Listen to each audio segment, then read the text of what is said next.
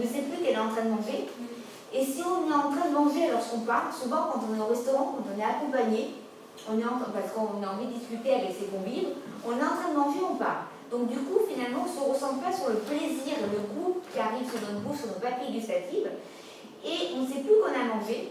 Et ce qui va se passer, c'est qu'il y a des études qui ont montré que le nombre de calories est augmenté parce que la portion alimentaire, alors le nombre de calories, je vais vous dire pourquoi, c'est que la portion alimentaire, elle va être multipliée par 2, si ce n'est par 3, puisqu'on n'aura pas pris du plaisir, donc on aura besoin effectivement de continuer ou de continuer à manger ou de se resservir pour essayer d'avoir du plaisir parce qu'on ne se sera même pas rendu compte qu'on aura mangé, la bouche n'aura plus aucun plaisir.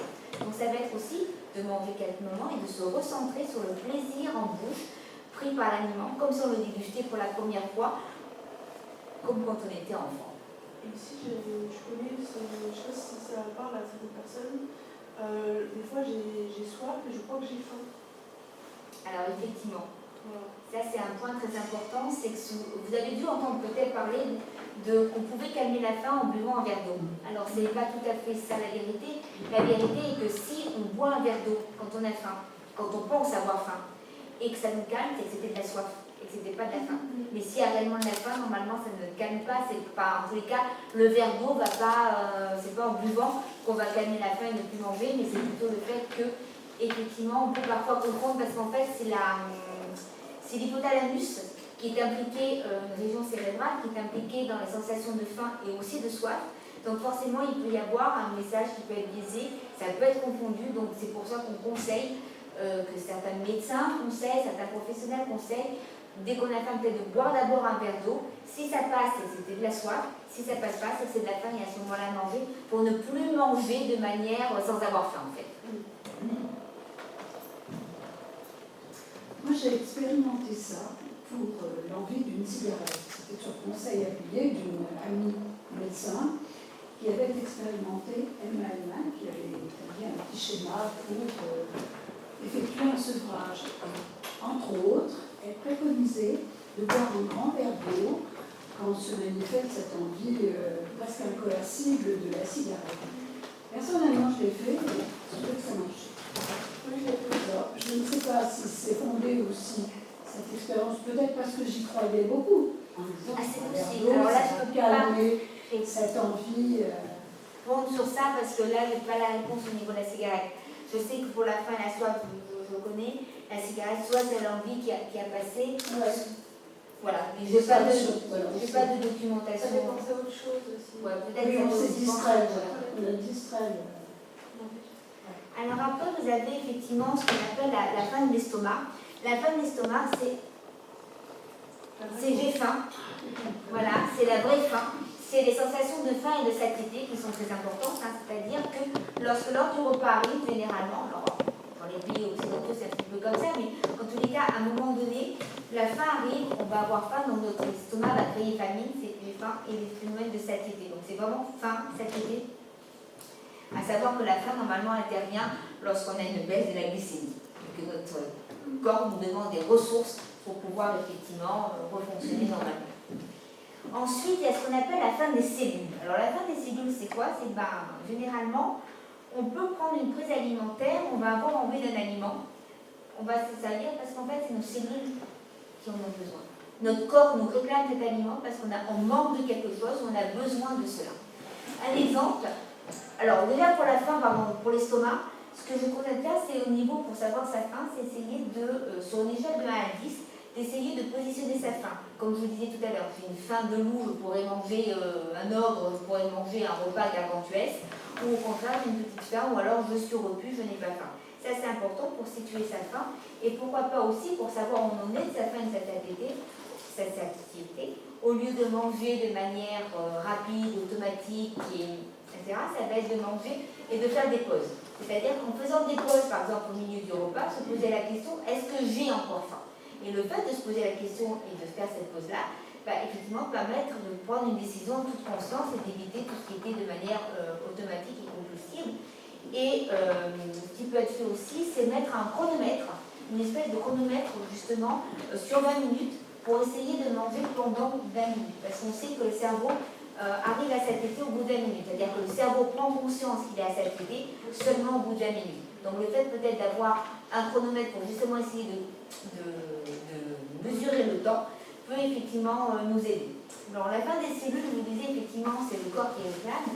Il y a une histoire justement dans un livre justement sur ces sujets-là que je disais qui est intéressante.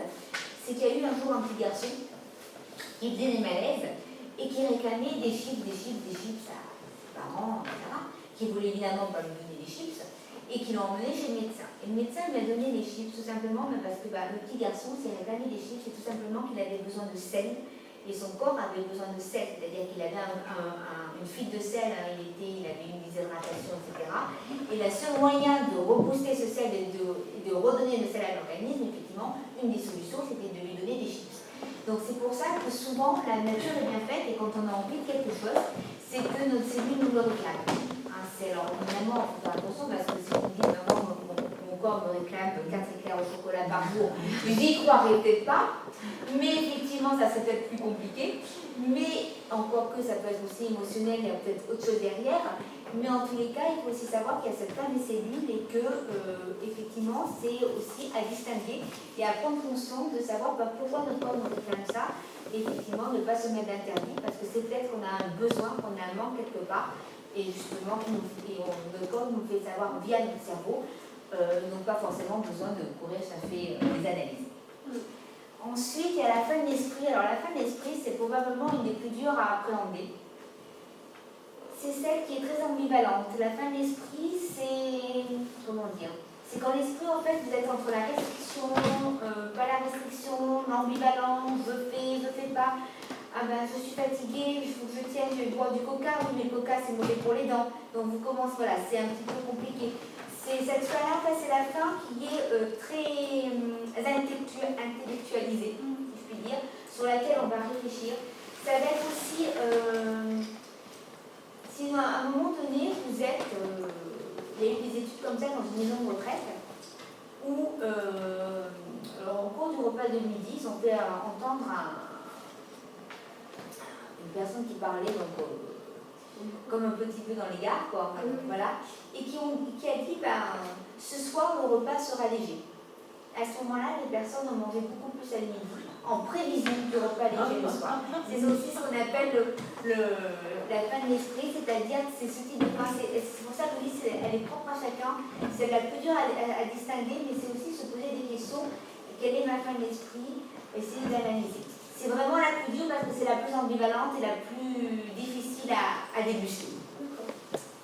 Ensuite, alors la fin du toucher, évidemment, vous en doutez bien, c'est tout ce qui va être touché, c'est-à-dire qu'il y a des aliments qui vont, effectivement, parce qu'ils sont touchés, on a une sensation en main, que ce soit dans la bouche ou en main, qui va nous faire plaisir, donc on va en avoir envie. Et la fin du cœur, finalement, c'est l'alimentation émotionnelle. C'est le fait, on subit nos émotions et on va avoir tendance à se ruer sur certains types d'aliments. Et généralement, ce sont des aliments réconfortants, des aliments confort, des aliments comme du sucre. Ça peut être aussi des pizzas. Ça peut être tous ces aliments-là qui sont finalement des aliments dits palatables.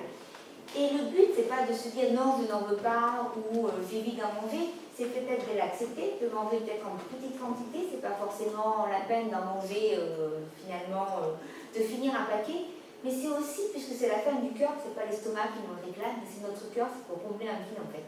Cette fin-là, c'est pour combler un vide, une rupture, une séparation, un deuil, c'est pour combler ce vide-là, donc c'est notre cœur qui a besoin d'aliments et non pas notre estomac, et donc ça serait, ce qui est préconisé, ça serait effectivement de l'offrir à notre cœur et d'en faire un ami. Et au lieu de dire à l'estomac, voilà, je te mets ça dedans et je m'empiffre et je comble le vide de l'estomac, voilà, qui est finalement une espèce de ballon, si je puis dire, imagé, ça va être de combler le vide de son cœur en nous offrant à son cœur tout simplement, et un cadeau à son cœur en lui offrant l'aliment. C'est plus joli. C'est plus joli, c'est politique. Faut-il encore pouvoir un peu le faire. C'est pour ça que je dis, moi, à chaque fois, je donne des petits tips comme ça. Après, effectivement, il y a ce qu'on peut faire soi-même, et aussi parfois, il faut aller se faire aider.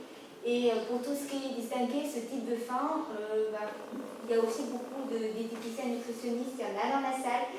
Voilà, je confirme qu'ils sont très doués, puisque c'est mes étudiants, mes anciens étudiants. Donc voilà, je connais effectivement, ceux qui sont encore en formation. Et effectivement, c'est-à-dire qu'à un moment donné, pour distinguer ces différentes faim, se faire aider pour un rééquilibrage alimentaire, il faut aussi parfois aller voir un professionnel qui va vous permettre de distinguer ces faim-là, parce que seul, parfois, c'est pas si simple que ça.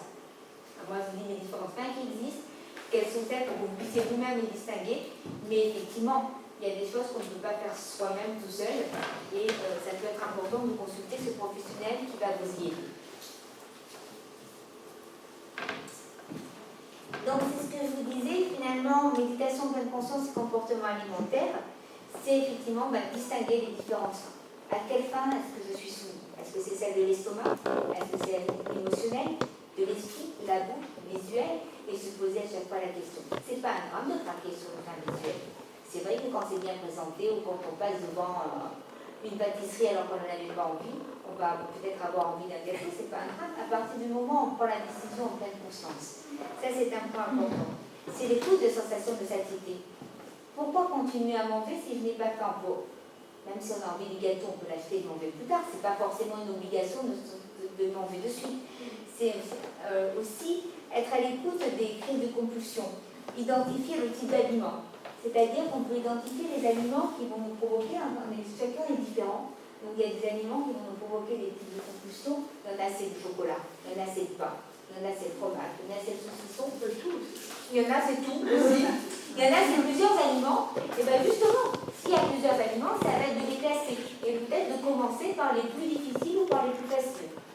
Il y a des professionnels justement de la prise en charge qui recommandent eux de commencer par ce qui est le plus difficile, d'autres de commencer par ce qui est le plus facile. Moi j'allais dire c'est un petit peu à vous de voir, hein. Chacun fait un petit peu comme il veut, mais ça peut être effectivement important d'essayer de gérer ces aliments en premier lorsqu'il y en a plusieurs. On ne peut pas gérer tout d'un coup, c'est pas possible. Donc ça peut être soit l'un, soit l'autre, à vous de choisir, identifier en les classant, se recentrer sur son corps et ses sensations, donc c'est ce que je vous disais, faire des pauses. Pourquoi faire des pauses? Parce que faire des pauses avant de prendre une décision va vous permettre de prendre du recul. Donc si vous faites une pause et que vous posez la question, en prenant du recul, vous allez faire ou pas le comportement dans toute conscience. Vous allez plus subir, ce sera plus de manière automatique. Vous allez vous dire, bon là je m'arrête, est-ce que je consomme, est-ce que je ne consomme pas? Vous prenez une décision. Vous avez le droit d'y aller, vous dire, j'en ai vraiment besoin parce que je ne suis pas bien, et maintenant mon chocolat ou mon saucisson, je veux me le manger. C'est pas grave, mais vous serez conscient de cette prise de décision. Et effectivement, faire attention au goût des aliments, parce que finalement, quand on fait attention au goût des aliments, comme on veut bien le faire avec cette dégustation de pleine conscience, on diminue généralement l'appétence. C'est-à-dire qu'on va en manger beaucoup moins que si on n'avait pas pris conscience du goût de l'aliment. Parce que d'abord, on y a pris du plaisir, on y a pris plus de temps, en y prenant plus de temps, forcément, ça évite les automatismes, mais en plus, effectivement, comme on a bien senti le sucre, le gras, etc., forcément, on en a moins envie. Ça peut fonctionner évidemment sur tous les aliments. Je parlais de fromage, de saucisson, etc. Si on prend le temps de bien déguster calmement, alors sans forcément le sentir pendant une heure, faire rouler sa tranche de saucisson, sa tranche de fromage dans la main, surtout le fromage, parce qu'on risque après d'avoir les mains qui puent, comme on dit. Voilà, ça ne pas quand même pas tout à fait agréable. Mais effectivement, on aura peut-être moins envie d'y revenir puisqu'on aura pris notre temps. C'est un problème, c'est vraiment cette prise de temps.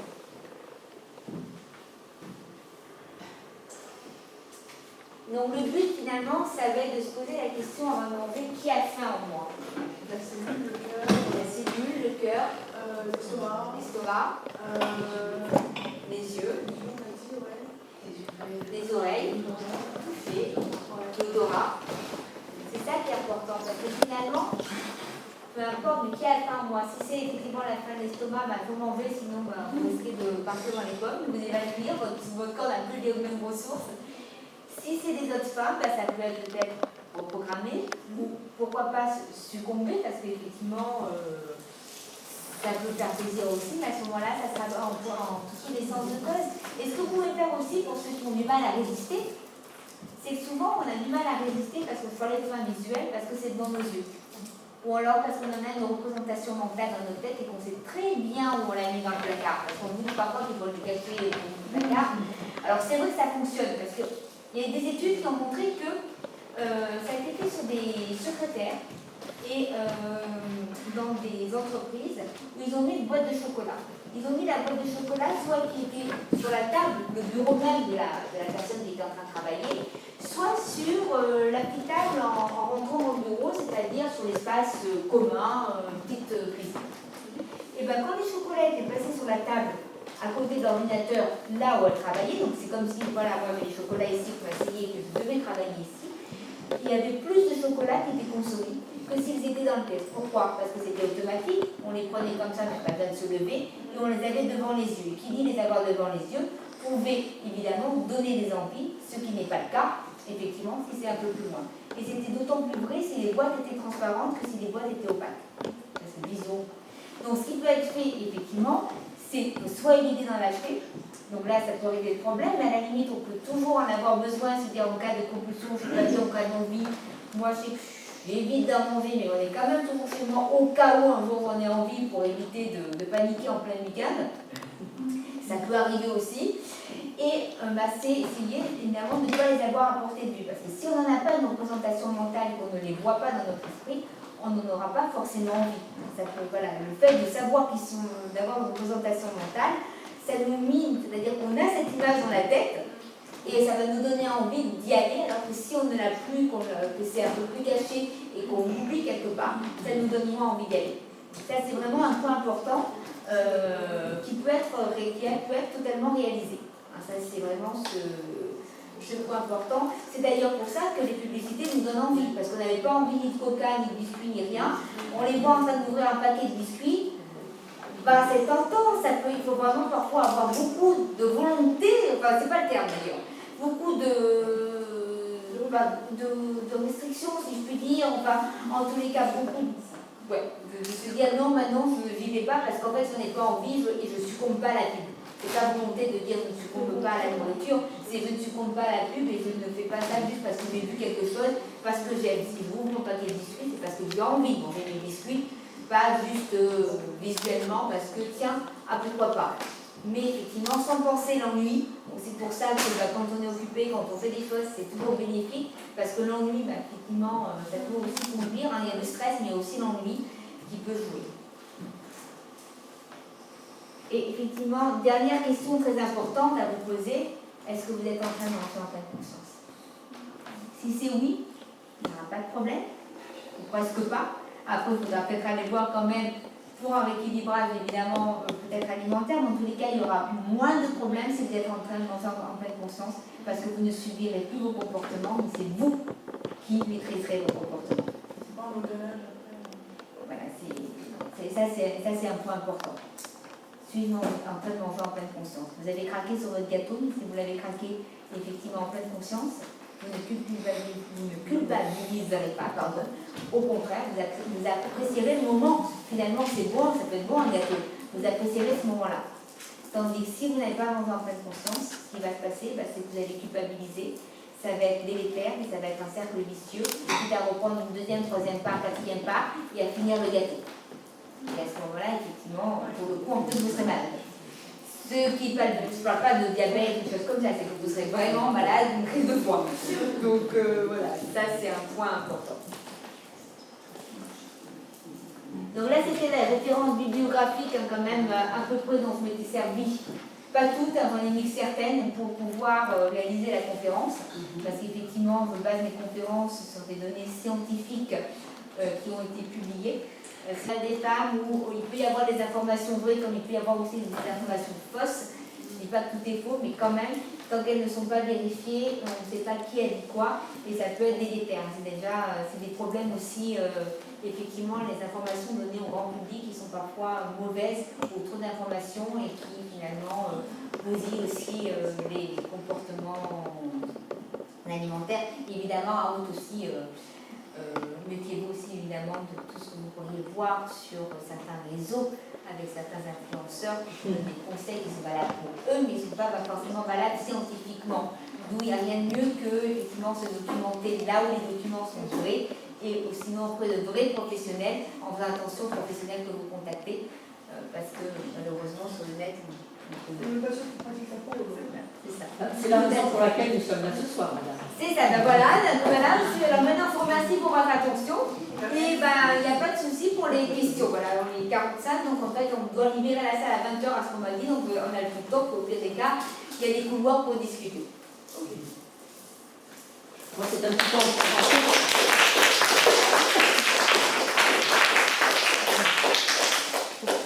peu en complément de ce que vous avez dit, ce que j'ai remarqué, alors bon, j'ai remarqué plusieurs fois, lorsque vous avez des gens autour des personnes autour d'une table qui sont vos amis ou qui sont des personnes que vous ne connaissez pas très très bien, lorsqu'il y a un très bon plat, il y a très souvent des moments de silence. Donc je pense qu'il y a un certain nombre de personnes qui appliquent votre théorie de la pleine conscience, même sans le savoir, j'allais dire. Ah ben, tout à fait, mais c'est ce que vous dites, c'est-à-dire que justement, quand il y a un très bon plat ou quelque chose que l'on découvre et qui n'est pas un aliment qu'on mange habituellement, on fait silence, on déguste et effectivement, on a tendance à se taire.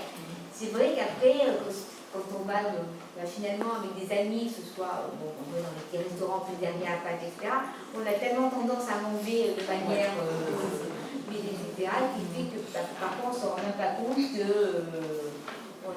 s'est empiffré. Voilà. Et c'est vrai, c'est ce que je demande de faire aux gens, se recentrer comme si on découvrait le mets pour la première fois, ce plat pour la première fois, s'émerveiller finalement comme des enfants. Ils peuvent s'émerveiller. Les enfants, regardez bien, ils tâtent, ils regardent, ils savent pas si on le prend ou pas, et finalement c'est eux qui ont raison. D'où la nécessité aussi de changer les plats, c'est-à-dire pas prendre toujours la même chose. D'où la nécessité effectivement de changer les plats, de manger équilibré, varié, et de ne pas manger à chaque fois la même chose. Ça c'est très important. Est-ce que vous avez des questions? Oui, moi j'ai une question sur la méditation. Est-ce que vous savez, du coup, votre méditation peut avoir les effets positifs de méditation? C'est assez rapide. Ah, d'accord. Pardon, merci de vous rebondir justement pour l'avoir fait en tant que patiente. Je l'ai fait une fois en atelier. Et alors, c'est pas magique, c'est-à-dire que ça va durer dans le temps.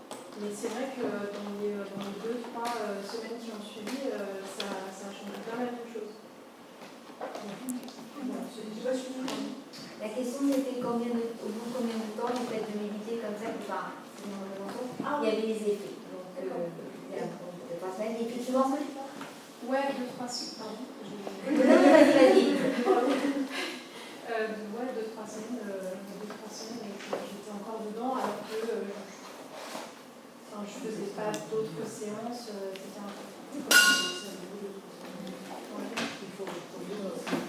Pas dans spontané, méditation. Non, après je pense que ça dépend des gens. Moi ça m'a super bien marché, je pense que c'est parce que c'était la première fois que je le faisais. Et oui, je pense que. Et puis j'étais beaucoup en demande aussi. Je disais que ça marche. Non, mais en fait, ça marche, effectivement, si on arrête, après, effectivement, les effets, il faut réactiver parce que forcément, ça perdure dans le temps jusqu'à un certain temps. Après, il faut que ça devienne une habitude, c'est-à-dire une facile naturelle, il revient au galop. Si c'est pour remanger de manière automatique, forcément, il n'y aura plus d'effet. Mais effectivement, ça peut bien fonctionner. Après, ce n'est pas les autres techniques qui fonctionnent non plus. Il y a des gens qui ne sont pas réceptifs à ça. Mais moi, ce que je dis, c'est vraiment pour qu'on puisse le faire chez soi et prendre du plaisir, comme vous disiez madame, à reprendre du plaisir, mais plus calmement, se recentrer sur soi. Et normalement, effectivement, il y aurait moins de compétition. Je pense que je vais réfléchir ce soir. Devant mon plat, je vais dire tiens, je mange différemment. Mais effectivement, ça fonctionne pas mal. Moi, je sais que je l'ai fait et effectivement, en mangeant tout calmement, on a certainement moins de faim. Et c'est le plus dur en situation de buffet, parce qu'en fait, vous avez tous les aliments qui vous tentent, des aliments que vous ne connaissez pas, et on a envie de se resservir. C'est pour ça que le faire en situation de buffet peut être intéressant au fur et à mesure de manger plus calmement. Ça veut dire manger moins, mais ça veut dire évidemment éviter d'avoir des assiettes comme ça. Est-ce que vous avez des questions? Merci beaucoup. De rien. Merci à vous pour votre présence.